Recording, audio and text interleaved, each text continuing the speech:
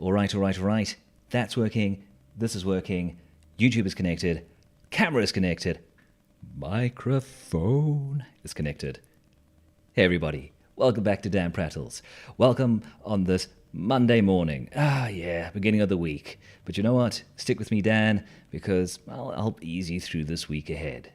Hey, if it's your first time here, oh my goodness, welcome. Welcome, welcome, welcome. My name is Dan. I stream Monday to Fridays, 1 p.m. to 2 p.m. And you know what? This is just like a little silly thing that I do. A little bit of gaming, a little bit of chat time. If you're in the neighborhood, pop in, say hello. What can you expect from the stream? Well, going to be playing some Conan Exiles. Fun game. We're going to have some chats. Oh boy, are we going to chat. Whatever's on your mind as well, feel free to pop it in the comments. And you know what? I'm going to take it nice and easy. Ease into this week a little bit. As is my desire, I like to have a little chat at about the 10-minute mark, a little bit of a topic that I sort of like beat out, a little something to, to wax on about. It can be something that's on my mind, something that has caught my attention, something I like to share. So in amongst the gaming, I like to have a good old chinwag, chew the fat. And today, got an interesting one for you guys. Going to have a good old chat. Something that, well, people have been kind of nagging me about. Not so much nagging, but shall I say, being very particular about, encouraging me over. Many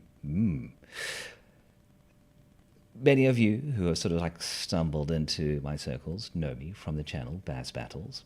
And some of you have said, Dan, you've got to talk about history. And I'm like, oh, I don't know. That's stepping on Baz's toes. But maybe I can do it in a light, unscripted way. Because much like Balthazar, Baz, who makes those amazing videos and who I have the absolute pleasure and privilege of voicing, I love history. And we can have like a more casual, sort of unscripted, chat about certain parts of history that I've loved, that I've latched onto. But before we get into that, we can have a little bit of Conan Exiles going here. Let's have a little bit of gaming, just to like ease us into things. And hey, at any point, if you have any comments or if there's anything you want to chat about, anything that's on your mind, fire at will. Let me have it. But today we're going to be getting into a story that I absolutely love from history. And there's going to be a bit of a preamble to this one, a bit of a build-up, so indulge me while I work my way up to it. For those new here, for those uninitiated to the prattling of Dan, I like to get into the story about the 10-15 minute mark. Stick around. Let's just quietly massage our way into this stream on a Monday. Hey, welcome aboard. Thanks for joining me. Back to Conan Exiles for now. Let's see if we can get our man here even more equipped. All right, we were a hair's breadth away from level 20. Gosh, let's see if we can do something about that. Let's see if we can get our man leveled up. They leveled up. Let's see if we can get him up and running. Quick look at the knowledges. Okay. Oh, that reminds me. All coming back to me as to what was happening on Friday. We've got something going here. Let's turn the music down a little bit. Blaring a little bit in my ear holes. Don't want it distracting me from things. That music down. As lovely as it is. Let's just ease the gas on things. But yes, as I was saying, developments. We have a new hire at Sweaty Boat Inc. Yes, indeed.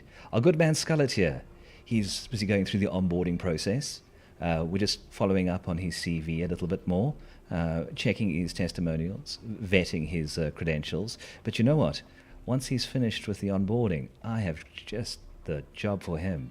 That's right, making some better armor. How are you doing there, Scarlett? How's things going?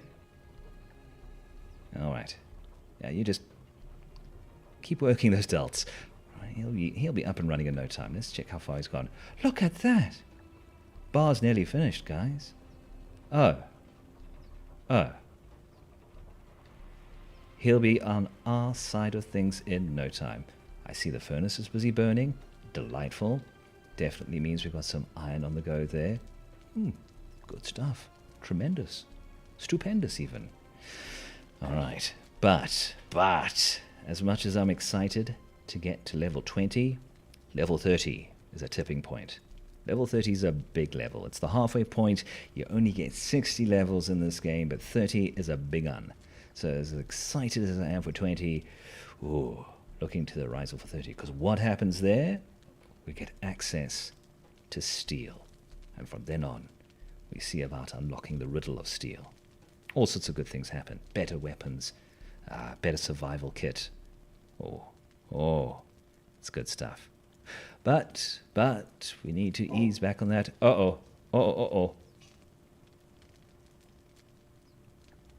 Dear viewer, dear participator, hold for a moment, as I'm just going to go and bloody blixen that bloody dog. You know what? I'll take my chances. Hey, big girl, you're seeing off the baddies over there. That's my old girl. It's Bull Mastiff. Sweet dog.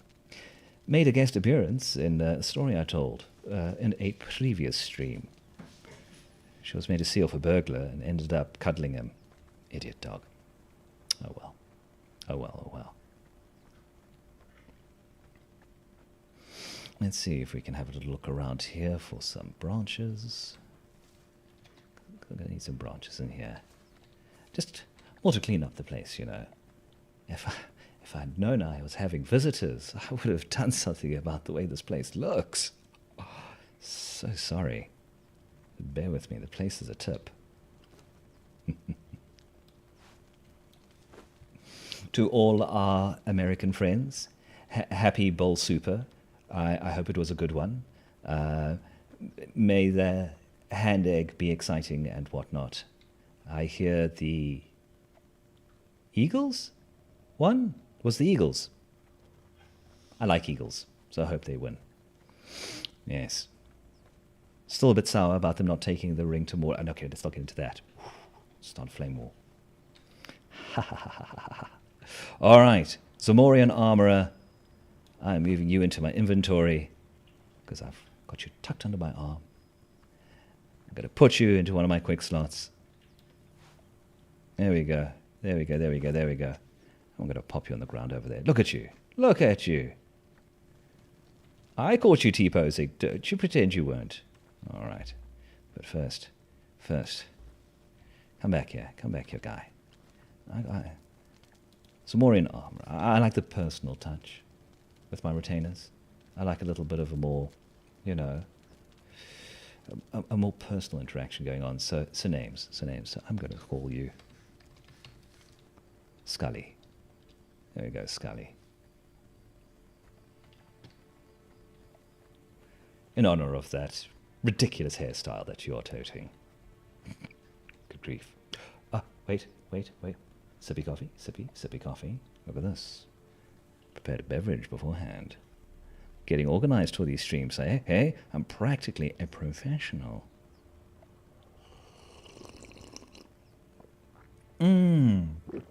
Oh.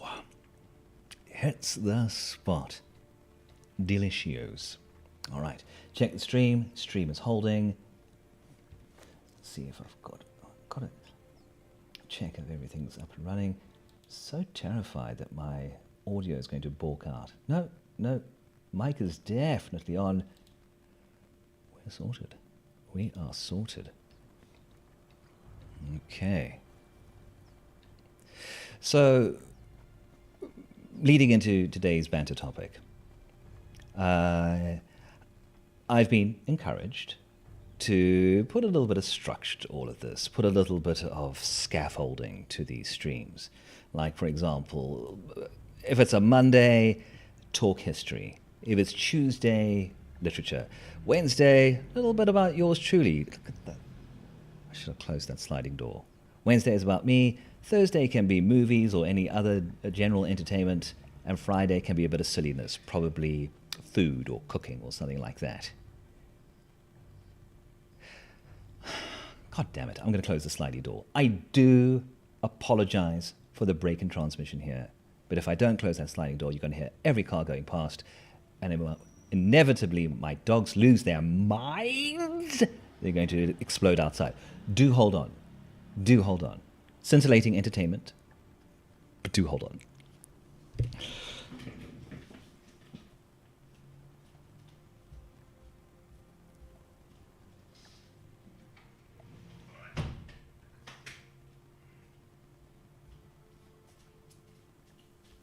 All right. No mess, no fuss. Sorted out. There you are, right where I left you. Okay, all right. Can't leave this man out at night, though, for the night is long and full of dangers. Yes, that's right. Yeah, you flex, my man, flex. Making sure everything's good in the background here. Delightful. All right. We'll see out the night, and then we'll be at about the 15-minute mark, and then we can get into the chat. But as I was saying, Mondays, for now, I'm going to sort of ascribe Mondays to a little bit of a historical chat, regale you with bits of history that has resonated with me, that has caught my interest, and that I would love to share with you. I want to point out, none of this is scripted. This is just me waffling on. And while I make every effort to make sure that the facts are all well and good, this is just me coming at it off the top of my head. And it's more about my enthusiasm for the stories of history than a sort of deep dive, nuts and bolts look at the historical accounts of things. This is something that has grabbed me, sort of my imagination or my emotional charge or whatever, and I just want to share it with you guys. And this particular one, I'd love to get into, because as I said, I love doing the Baz Battles channel. We don't upload often, and I've gotten into the reasons for that. But when we do, it's always a delight. I love doing Baz Battles, and Balthazar Baz, he is just a stellar guy. He is hugely passionate about history, hugely passionate about the animations he creates, and hugely passionate about storytelling. So, my kind of dude. It has been my absolute delight to work with him for the last nearly 8 years. However, he is a very particular man, and he kind of steers away from some subjects, which is fair enough. And he has this very peculiar, strange humility to him. If you know anything about the channel, in the early days he voiced videos, and you can hear Baz has got a very thick Polish accent, and a lot of folk struggled to understand what he was saying. So, much to my betterment, much to my delight, he approached me to do the voicing. But because he's a Polish gentleman, he's got this strange aversion to anything that is self-aggrandizing, anything that is, that toots his own horn or makes it seem like he is, trying to make himself off better than he is. So certain things he would steer away from.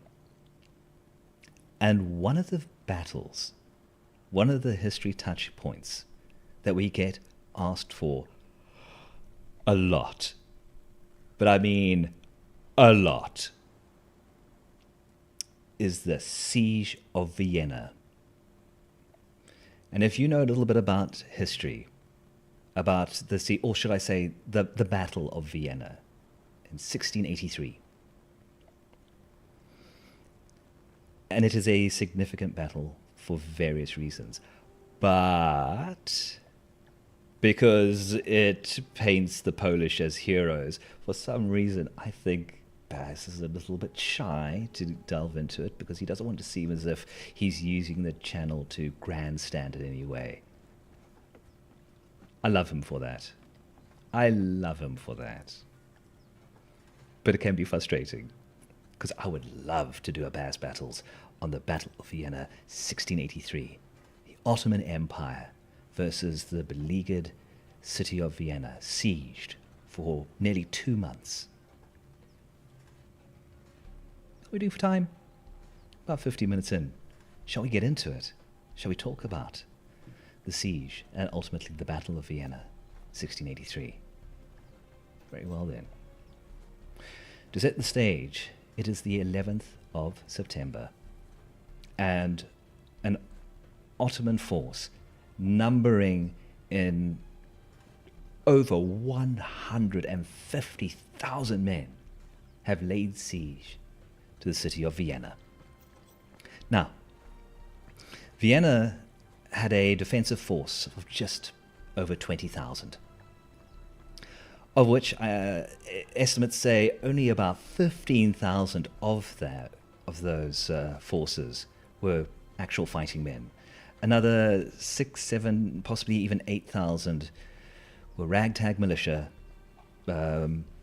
volunteers, and boys that could hold weapons to man the walls. Now, this all precipitated off what exactly?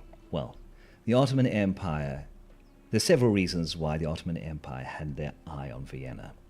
Several things that led to it. First of all, Vienna was a significant trading hub and an important city in terms of transportation. It was on the banks of the Danube, and from there, untold commerce flowed. So the Ottoman Empire had their eye fixed on that. Add to that, a very ambitious, a very forward-thinking Grand Vizier by the name of Kara Mustafa Pasha headed up the army. And he thought now, 1683 would be a good time to take them on. Because Europe had just come out of the 30 Years' War, a previous conflict that ravaged Europe and very much put it on the back foot, and they were still recovering from that. So he figured, now's a good time to come a-knocking. And there was another reason to take Vienna, a personal reason for the Ottomans. Over 100 years earlier, Suleiman the Magnificent was defeated at Vienna at the first Ottoman push, the sort of first major kerfuffle with the House of Habsburg, the Austrian ruling faction. And he thought, well, Suleiman the Magnificent had failed. I will succeed. So, yeah, there was a lot going on. And Kara Mustafa Pasha was a man of significant ambition. I was going to grab some pelts and put them in the armory so long. When King Leopold I of Austria saw the Ottomans approach, he saw this massive army. He was like, oh, Scheiße Manelli. Went off, and he sort of like did the math and realized trouble. Went to his main man, a gentleman by the name of Count Starhemberg, and said, hey, listen, nipping out for smokes. You want anything from the shops? Ham Sammy, do we need milk? I'll be right back. And he dipped. He was like, bye. And the Count was like, bruh. And there came the Ottomans. And so he was kind of left holding the bag. It's not as silly as that, but bear with me. We'll get to the reasoning of it. And the Ottomans, with a force of more than 150,000 men, marched through Austria on the doorstep of Vienna, arriving July 14th, 1683. And the curious thing was, the vizier issued terms. He said he put it out that he was prepared to take a surrender of Vienna, Unbeknownst to him, Count Starhemberg was a canny tactical leader. He had a very shrewd military mind. And he utilized significantly scouts and scout reports throughout Vienna to get an idea of the movements and the positioning of the Ottoman forces. And several days earlier to them arriving at the gates of Vienna, he received scout reports that the Ottoman army had marched through a city called Perchtoldstorf. I think that's how you pronounce it.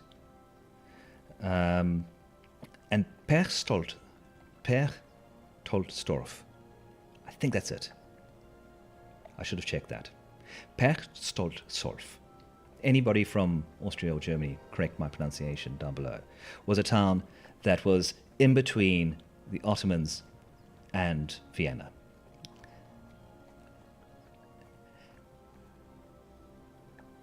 Perchtoldstorf agreed to a surrender. The Ottomans put terms down, and they said, we'll lay down our arms, we'll open our doors. And the Ottomans sacked the town, resulting in a massacre of the vast majority of the population. Count von Starhemberg knew this. He had this information in hand. So, when the vizier, Kara Mustafa Pasha, offered him terms, he was like, ha ha ha ha, deuces, you want the city? Come get it. And the vizier was, all right, fine, that's that. Because he expected them not to surrender. Unlike the previous town, Vienna was far more fortified. I mean, Vienna at the time was this stronghold with almost 200 feet high walls and some of the best artillery in the known world on its defenses. So the vizier thought, they're not going to go down so easily. There was method to him sacking and utterly decimating Perchtoldstorf.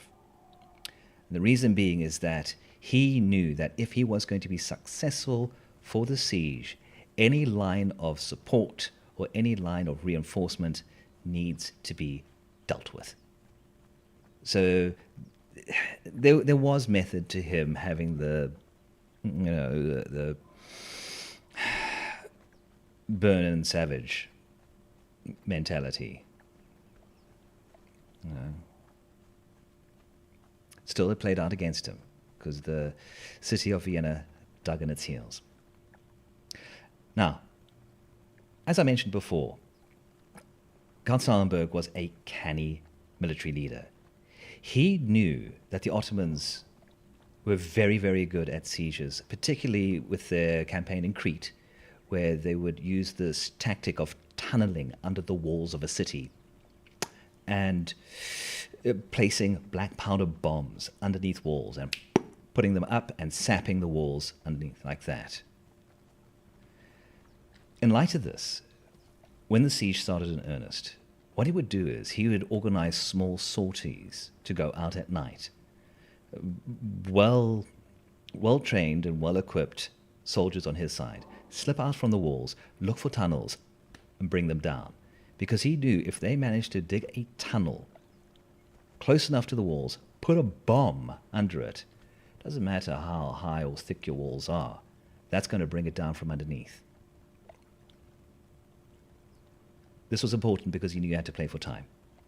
He knew he needed to do this in order to buy as much time for King Leopold. Because King Leopold, he hadn't nipped off to the shops. Oh, no.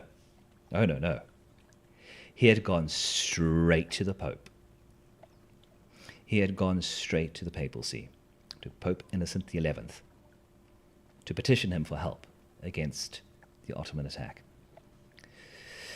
And Leopold did it in a very clever and a little bit of a deceiving way, because the way he pitched it to the Pope, he said, he didn't just go there, help, Vienna under attack, baddies at the gate, gimme. He went to the Pope and stated his case as the Ottoman Empire performing a reverse crusade. Well, when the Pope heard this, he was like, what? Crusade? That's our thing. We do that. No. They're totally ripping us off. No. Got on the phone. No, didn't get on the phone. But he sent out messages. He sent out messages to Poland, Lithuania, to Germany, although Germany wasn't really Germany as we know it back then. It was more like a loose amalgamation of principalities called the Holy League. Sent messages out to them, sent messages to Venice. Oi, we've got a serious problem on the doorsteps of Vienna. Everybody help. And everybody was kind of still smarting after the 30 Years' War, but they were like, okay, don't want to face excommunication. We all got treaties with the Holy Roman Empire. Fine. We'll help Vienna. They mustered up a response force. 65,000 men in total between those nations to go address the 150,000 strong Ottoman attack force. Tall order, right? Well, certain things played out in their favor. First of all, the tenacity of the Vienna defense under Starhemberg, who was did everything he could to staunch the walls. And also, there was a secret trick up the sleeve, a secret weapon that the support forces had in the Poles. And if you know your metal music, you know what's arriving. It was the Winged Hussars, the elite Polish cavalry units, highly trained, heavily armed and armored. And they were the creme de la creme, 3,000 strong, joining the forces of the Holy Roman Empire to go free Vienna. But they were still a good month out at this time. So Vienna had to stand strong. Now, as stated, those walls were practically impenetrable, and the Ottomans were having a tough time of it. They didn't have the artillery. They didn't have the overt firepower. And digging those tunnels was taking forever. They didn't factor that Vienna is built on a riverbed, and tunneling into river soil and so close to water is incredibly tricky, and it took time. And it was enough time for the support troops to arrive. September 11th, 1683. Contrary to popular belief, it wasn't the Hussars that arrived when the Winged Hussars arrived. No, they were late. They were late to the party. On that day in particular, it was the Holy Order, mostly the Germans, that arrived. And they set up a defensive position on a large hill called Kallenberg, I think it's pronounced. And they didn't attack straight away. Well, the vizier saw the forces arrive, saw that they didn't attack, and it is at that point that the Grand Vizier, Kara Mustafa Pasha, made a terrible blunder. He knew he had to deal with the support units, but he believed that the walls were about to fall any moment of Vienna. He believed they were on the brink of coming down, and he had reasons for believing that. But those reasons ended up biting him. So in response to the support units, he didn't send out his best units, 15,000 Janissaries. Janissaries, did you say, Dan? Age of Empires 2 Janissaries? Yes, those guys. Pain in the dick unit. But yeah, the creme de la creme of the Ottoman Empire, the Janissaries. He kept them in reserve. He kept them at the walls because he figured these walls are coming down, and he wanted them in the city, take the city, so he can mount a counter-defensive against the support units. He wanted the city first. That was the prize. And he could not figure out why why those that had come to save the city weren't attacking, why they were setting up a defensive position. Little did he know, the reason they were doing that is because the Germans didn't want to go charging in. They wanted the Poles to do the heavy lifting, and they were late. So the Winged Hussars arriving late were actually instrumental in the victory, but not because they arrived in the nick of time, which is delightful. So, eventually, much later in the afternoon, the Poles arrived. And led by King Jon III Sobieski. And this guy was a boss. Because he showed up and he was like, cavalry has arrived. He took one look at the situation and surmised that, you know what? We're at the top of this hill, the high ground advantage. The enemy's at the bottom with the low ground advantage, with their backs against the walls of a hostile city. Oh, would you look at the time? Oh, it's charge o'clock. But still, the vizier had wasted precious time. He had given the Poles enough time because, as I said before, he kept his janissaries in reserve at the walls, and he realized that mistake. Because he was under the impression the walls were coming down at any moment. Because what had happened was, he had finally managed to get his sappers to get under the wall. But as I mentioned before, Count Starenburg was sending men out constantly into those tunnels. And a group of his men, on the day of the attack that the support army arrived, they had gone into the tunnels and found a massive tunnel under the wall of the city. And it was empty.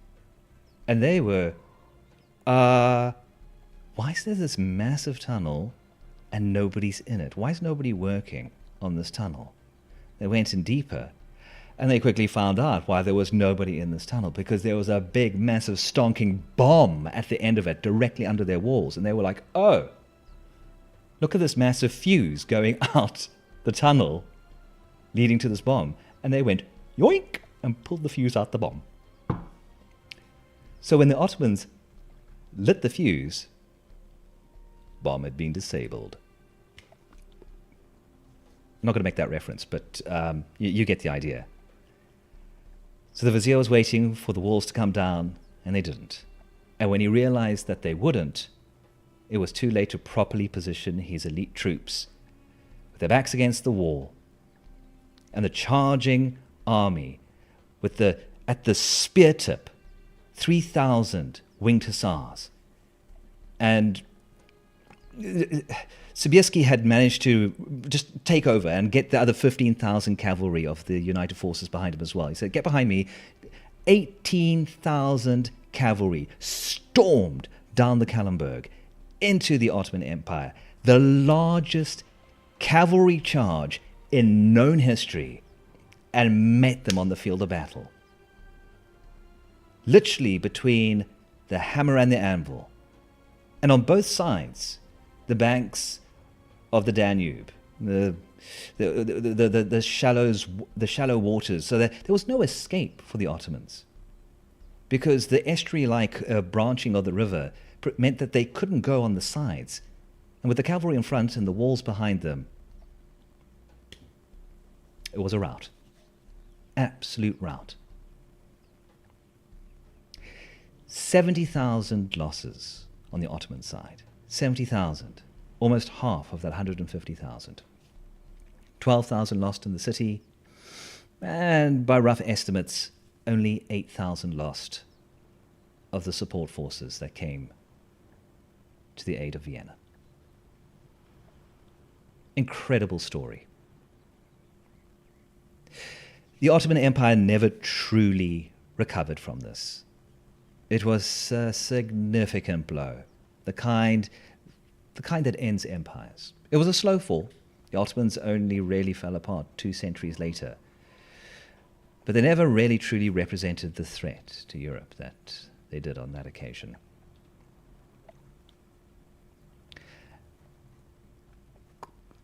It's a great story. Apologies to Moreno in advance, because I know that's not exactly a story with the home side winning. Sorry, my friend. But anyway, and it's the kind of battle that permeates into our pop culture as well. Because of course, thanks to that battle, we have Sabaton's best song. Oh yeah, great tune. Also, inspiration for Tolkien. No, not the Battle of Helm's Deep. There were no horses at Helm's Deep. There was no cavalry charge at Helm's Deep. Peter Jackson took liberties there. No, but the Battle of Vienna was inspiration for the Battle of Pelennor Fields, where there was that great charge. So yeah, neat story. I hope you enjoyed it. I think I got all the bits and bobs right. But, gosh, I love me some history. I sure hope you do too. Oh well. Let's see how we're doing for time. Let's see how I hope the stream is still holding. Oh, good gosh. Good golly gosh. Yeah. Still online. Still holding. Gotta check that. So that's my plan. That's my thinking. You know, for each day of the week, have a topic that aligns to a certain theme. And tomorrow we can talk about maybe books or movies or something. Play it by ear. And as always, if there's anything you guys want to talk about, if there's anything on your mind, hit me up. I am down for a chat. But I also feel as if I need to pay a little attention to my man here, because you know what? I've been running around in circles a little bit. Waxing on. Oi, oi, oi. Oh, where's Scully? Scully, you meant to be at work? Okay. Oh, okay. Oh, I see. He can wander around now. That's nice. That's nice. Well, I hope he's okay. Circa ni fairly. But I did want to put him to use, because I think I might upgrade to that hyena armor. Oof. That's good stuff. That's good stuff. Does require bone though, so I might go and have to pick through the bones of some enemies. Nothing wrong with that though. Going to need some medium padding. Yes, that's to be expected. And of course, I've got tons of hyena pelts. And hey, if you're catching this on the replay, leave a comment down below. If there's a particular piece of history that you want me to delve into, if there's a particular story from the past you want me to unpack, hey, I'm down for it. Happy to chat. Yes, goody gumdrops. But for now, let's go looking for bones. And I think you can get bones by smacking a corpse with a pick. Oh, miss me. Oh. I'm getting really good. Oh, no. He said, after getting hit. God, crit is such a thing in this game. Stamina. Oh, gained a level. See that? See that? Sorcerer opened up. Ooh. Good heavens. It's all coming together. Alright. Got some bones from this chap. Got some hide and savory flesh. Not as many bones as I want, but oh. Sorcery. Yes. Before I forget. Sorcery is a thing in this game. Not the D&D fireball lightning bolt stuff. It's a bit more subtle. It's a bit more understated. But it is a thing. Ah, yes. Might get into that at a later stage. But for now, I'm taking on the Conan mentality. I do not trust magic and those that throw it around. It's unnatural. Alright. Take those pelts. Put those bones into the armor bench. Gotta work our way up. The other thing I know is, if I want bones, I need to visit some of the locals, because I know the local tribe, the Dafari, they collect bones. Look, everybody needs a hobby. I can go pinch some from them.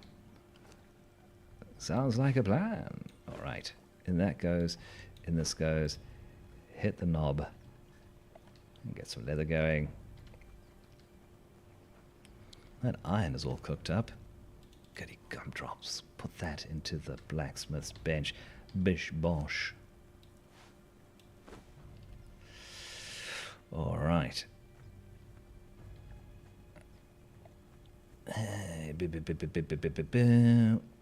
I'll wait.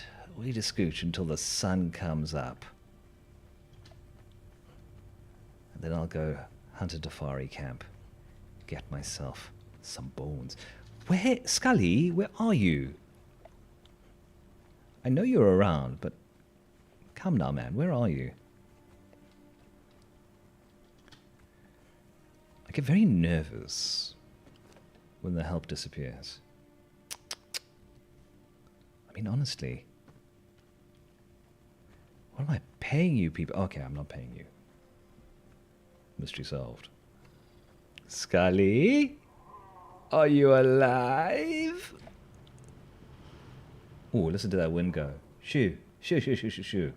Cape Doctor's coming through thick and fast. Often buggers up my recording, but you know, what can you do? Prices you pay for living in beautiful Cape Town. Oh.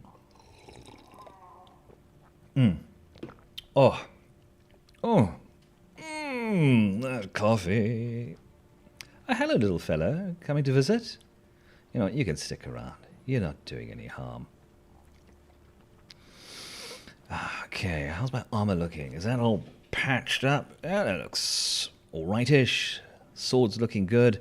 But, oh, lest we forget. Let's pump up that attribute. Strength 5. Heavy blows. I do love a heavy blow. Heavy and special attacks deal 10% more damage. Stupendous. Tremendous. All right.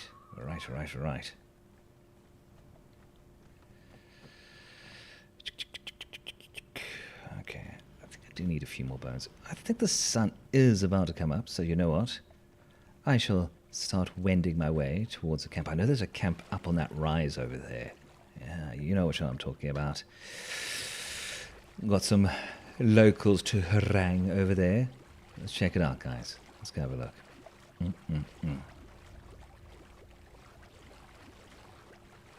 Nice night for a swim. A quick munch. Oh, putrid meat. Poof. Some roasted mushrooms. Don't know where I picked those up, but I won't say no. Love a good mushroom. Okay. Making my way up top here. Okay. Quick check on the time. More than 15 minutes. Plenty of time for us to go and say hello to the natives. Another thing I need to put on my to-do list for Conan Exiles.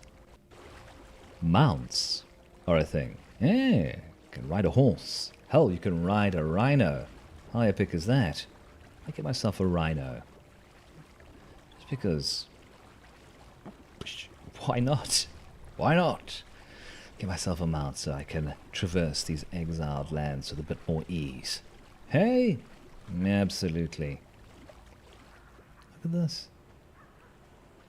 Sleeping with the fishes. Hopefully not. Hopefully not.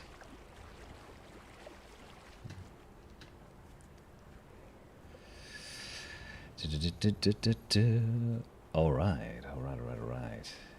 Hang on. Quick check. Yeah. Audio is still coming through. Getting a little red sign saying, oh, your stream is weak. Get your prostate checked. It'll be fine.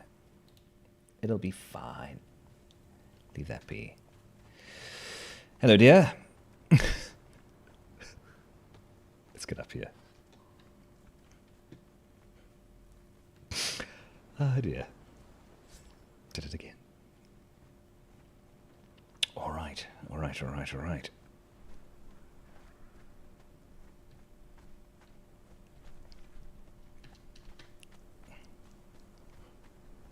Hello? Can I come as a... Oh, he sounds angry. Oh, well. Drat. Ow. Do you have a moment to speak about our Lord and Saviour, Set? Oh, gosh.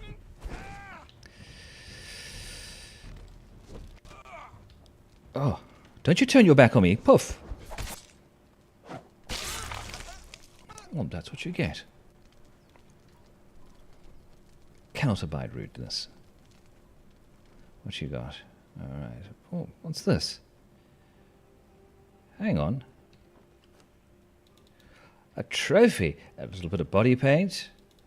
A little bit self-indulgent, but why not? What am I doing for? Encumbrance. And you also had a trophy. You know, a gazelle trophy doesn't make quite the same statement as a crocodile trophy, don't you think? So, you know what, I'm going to politely pass. Well, that looks like a nice bow. I might just pinch that. Not really doing bows for this playthrough, but you never know. Uh-oh. Uh-oh, uh-oh. She looks like a big one. Oh, and is that a sorcerer? I will drink your blood. Oh, that's just unnecessary. That's right. Death by T-pose. Yeah, I saw that. I saw... Oh, Jail's key. Oh, you've got some... you've got some things on you. A little bit of currency. Nice. Iron Warhammer. I'm happy with my sword. No, thank you. Oh, what have we here? Come on, show me. No, I'm not talking to you. Oh, yeah, he's got the whole sorcery bits and bobs and paraphernalia. If you want to go down the dark path of the occult, you can collect those goodies. Oh, look at her go. Living her best life. Oh, well. Let me get it. Whoa!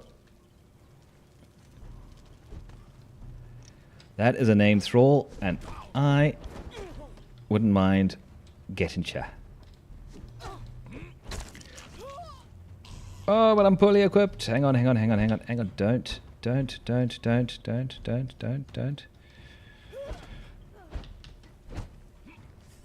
I don't have my doodad equipped. That is massive oversight on my behalf. No matter.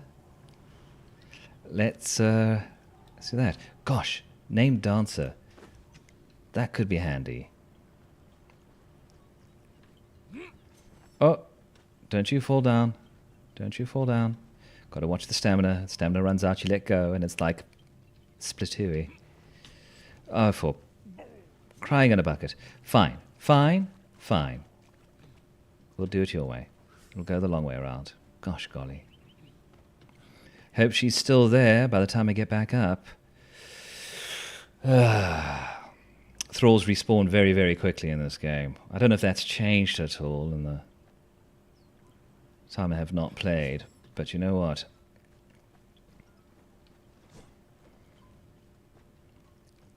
Let's get the old recruitment cudgel out.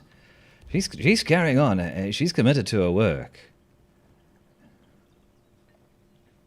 All right. Oh, that stamina bar is going to... That grey bar at the top, that's what I've got to work down in order to get her to PTFO, to pass out.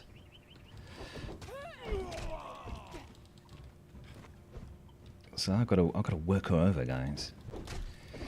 But, you know, I make a compelling case for Sweaty Boat Inc., you know. We have so many perks in the organization. First of all, all the rock you can gather. I mean, it's everywhere, guys. You can just keep gathering it. Halfway there. Yes, yes. Weekends off, so that's nice. No need to work on Saturdays and Sundays. And you know what? Friday is pizza day, guys. So really, really, it's just consider it. I mean, we're a growth industry.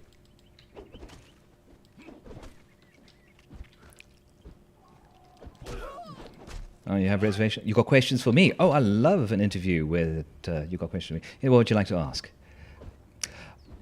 We like to be flexible with overtime. I don't say it's mandatory, but it just does reflect better if you put in that extra effort. It's the sort of thing that gets noticed, you know? So I'm not saying you have to work overtime, but... We'll have your soul. Oh! No soul taking here. I'm sorry, that's against the terms and conditions of our employment. If there's going to be any soul taking, it's going to have to be vetted by HR. There we go. She's so nearly down, guys. So nearly down.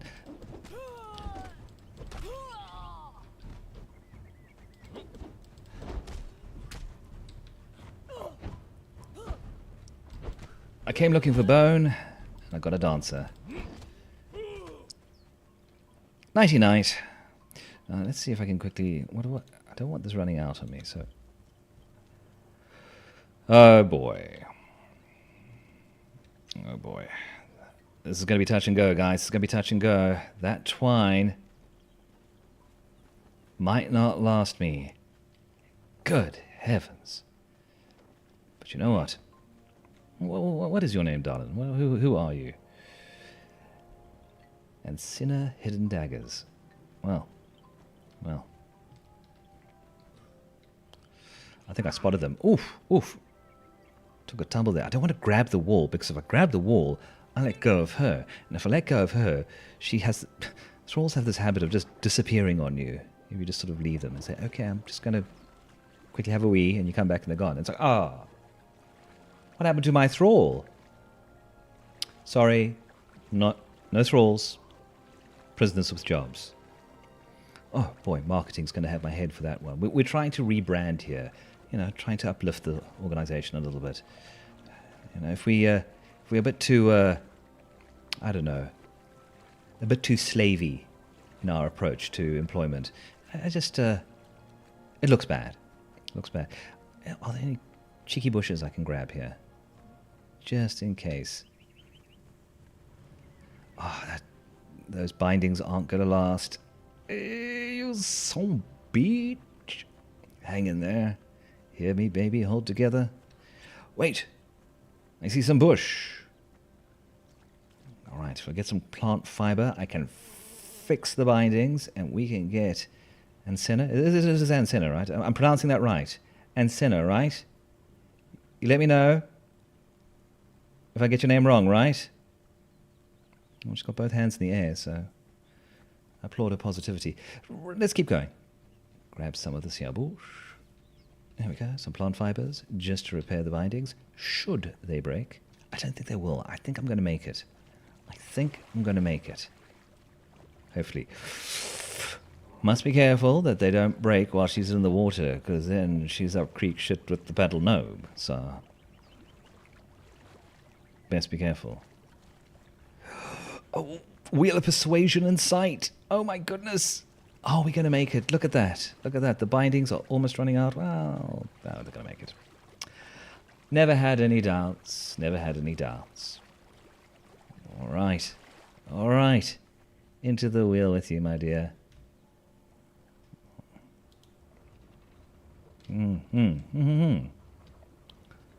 Not dancing now, are you? Yes.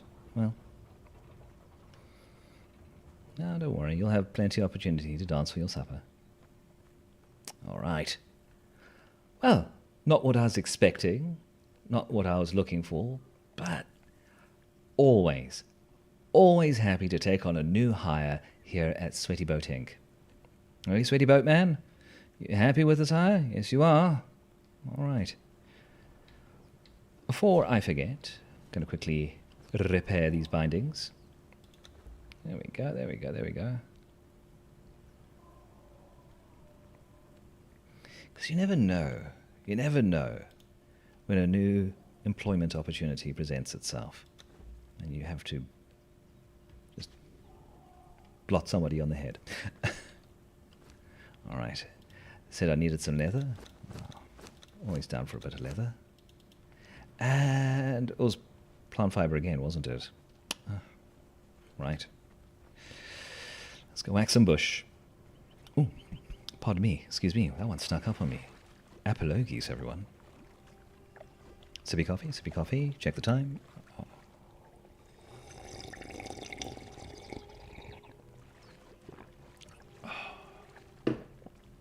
I know I stand a very good chance of chasing away viewers with that, but you know what? It amuses me. And that's the primary reason why I'm here, just to amuse myself. Ah, yes. Look at that. Plant fibers. Stupendous.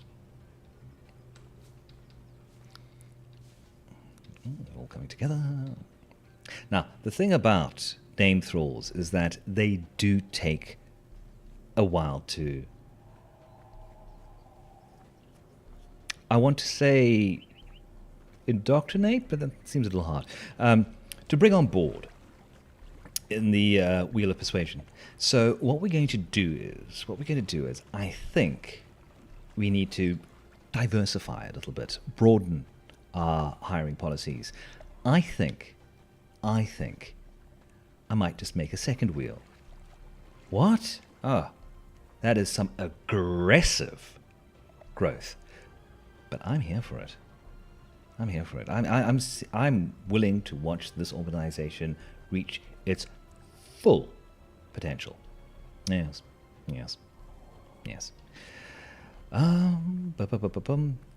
Just to get an idea of how far along is it. Oh, whoa, look at that. There's already, like, I'd say a good fifth of her already convinced to join for us. Yeah? Anybody who's familiar with the game, have they sped up the speed at which thralls come out? I feel as if I haven't played for over a year now, so I wonder if there's been a change in terms of the cooking time for getting new help.